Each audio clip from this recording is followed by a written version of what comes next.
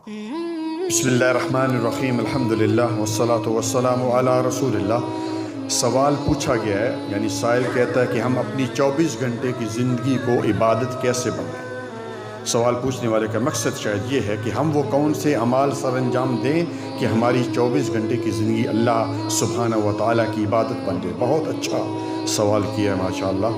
تو آئیے اللہ سبحانہ و تعالیٰ کی توفیق سے اس سوال کا جواب دیتا ہوں۔ پہلی بات تو یہ ہے کہ کوئی بھی عمل کرنے سے پہلے اپنی نیت صاف کر لیں، جیسا کہ رسول اللہ صلی اللہ علیہ وآلہ وسلم نے فرمایا انما الاعمال بالنیات، کہ اعمال کا دار و مدار نیتوں پر ہے، یعنی قیامت والے دن ہم سب کو ہماری نیتوں کو دیکھ کر اجر و ثواب ملے گا کہ آپ کی نیت کیسے تھی۔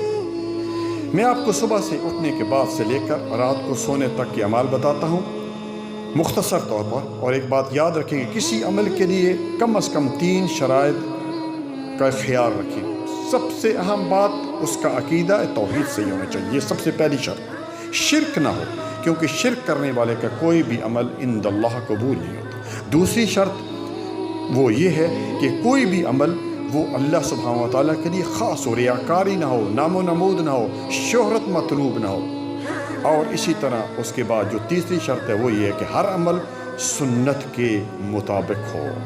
آئیے جب صبح اٹھیں تو اٹھنے کے بعد جو ہے وہ دعا پڑھ لیں، جس طرح کہ آپ صلی اللہ علیہ وسلم دعا پڑھا کرتے تھے، الحمدللہ الذی احیانا بعد ما اماتنا، اس طرح آخر تک دعا ہے، اور بھی دعا ہیں جو آپ یاد کر لیں۔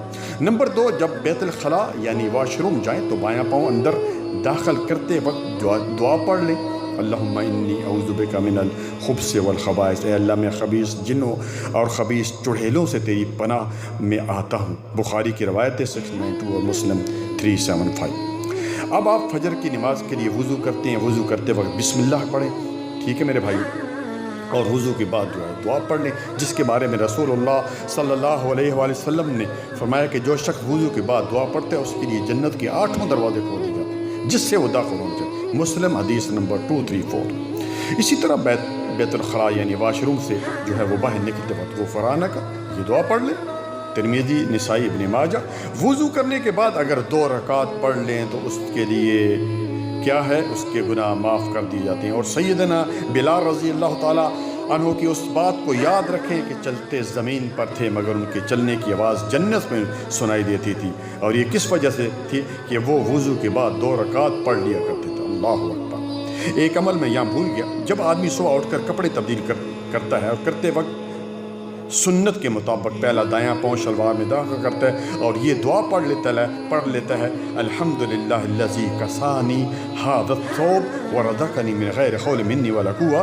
اور ترجمہ اس طرح ہے کہ ہر طرح کی تعریف اللہ کے لیے ہے جس نے مجھے یہ لباس بنایا، تو اس کو کیا ملتا ہے؟ اللہ اکبر، تو اس کے گزشتہ گناہ جو ہے وہ معاف کر دی جاتے ہیں۔ صحیح ابو داؤد حدیث نمبر 4020۔ اس کے بعد اس کا مسجد میں جانا، ہر ایک قدم پر ایک گناہ معاف، ایک درجہ بلند، اور ایک اس کو نیکی جو ہے مل جاتی ہے۔ اسی طرح گھر سے نکلتے وقت جب انسان دعا پڑھ لیتا ہے تو شیطان کی اس کی حفاظت کر دی جاتی ہے۔ اسی طرح پیارے بھائیو، مسجد نماز باجماعت پڑھنے سے 27 گنا ثواب مل جاتا ہے۔ فرض نماز کے بعد آپ تھوڑا سا اگر بیٹھ کر اذکار کرتے ہیں تو اللہ اکبر، فرشتے اس کے لیے آسمانوں پر دعائیں کرتے ہیں، اللہم اغفر لہ، اللہم ارحمہ، اللہ اکبر۔ پھر اس کے بعد ناشتہ کیا اور کھانے سے پہلے اگر بسم اللہ پڑھ لیں، اور کھانا کھانے کے بعد یہ دعا پڑھ لیں، اور اس حدیث کے راوی ہیں معاذ بن انس رضی اللہ تعالیٰ، بیان کرتے ہیں کہ رسول اللہ صلی اللہ علیہ وآلہ وسلم نے فرمایا جو شخص کھانا کھانے کے بعد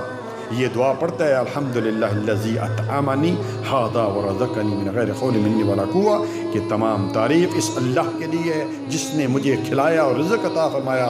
اللہ سبحانہ وتعالیٰ کو یہ بات اتنی اچھی لگتی ہے کہ اس کے تمام گزشتہ گناہ معاف کر دی جاتے ہیں۔ لیکن پیارے بھائی، یہ کرنا ہے، دعائیں پڑھنی۔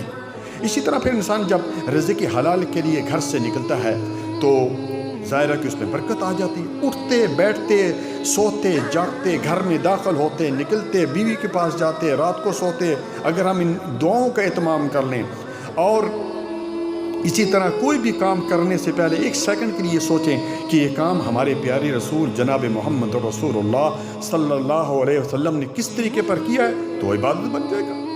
بھائی آپ اور ہم نے اپنی 24 گھنٹے کی زندگی میں یہ کام کرنے ہیں۔ اگر یہ کام سب سنت کے مطابق ہوں گے، دعا کرتے کیے جائیں گے، تو سب جو ہے وہ عبادت بن جائیں گے۔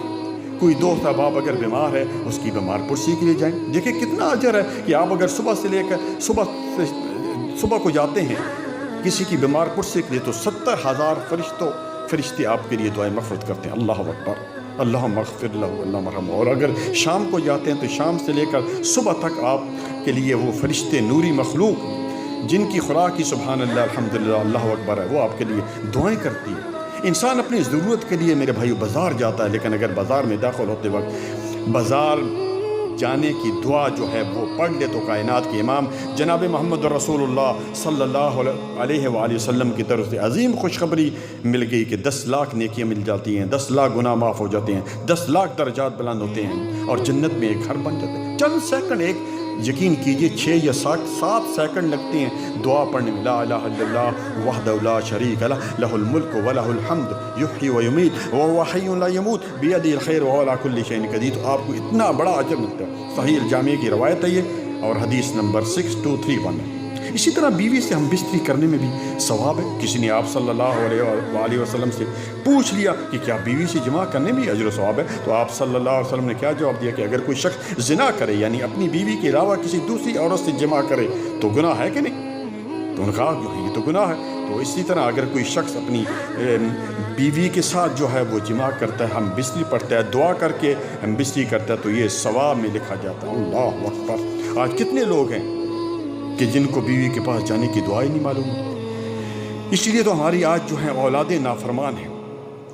اور پھر یہ ہے کہ اگر دعا نہیں پڑھتا تو پھر شیطان اس کے ساتھ شامل ہو جاتا ہے۔ تو پیارے بھائیو، یہ چند ایک باتیں تھی، بہت ہی مختصر طور پر میں نے یہ آپ کو جو ہے وہ 24 گھنٹے کی زندگی میں کو ہم کس طرح عبادت بنائیں یہاں بیان کیا ہے۔ اللہ تعالیٰ سے دعا ہے کہ اللہ تعالیٰ ہمیں رسول اللہ صلی اللہ علیہ وسلم کی سنتوں پر عمل، ان کے طریقے پر چلنے کی توفیق عطا فرمائے۔ ربنا تقبل منا انک انت السمیع العلیم وتب علینا انک انت التواب الرحیم۔ سبحان ربک رب العزۃ عما یصفون والسلام علی المرسلین والحمد للہ رب العالمین۔ جزاکم اللہ خیرا، بارک اللہ۔